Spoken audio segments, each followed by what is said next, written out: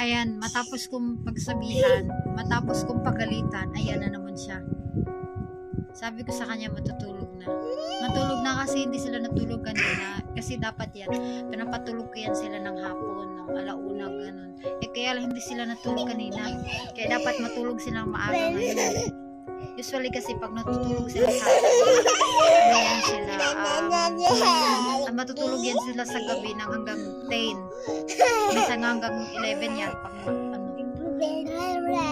Pag ayan, titigas ng ulo, tingnan ang kukulit talaga siya. Bago pa lang yan sila pinagalitan, ngayon lang. Ayan na, nagsibangon na.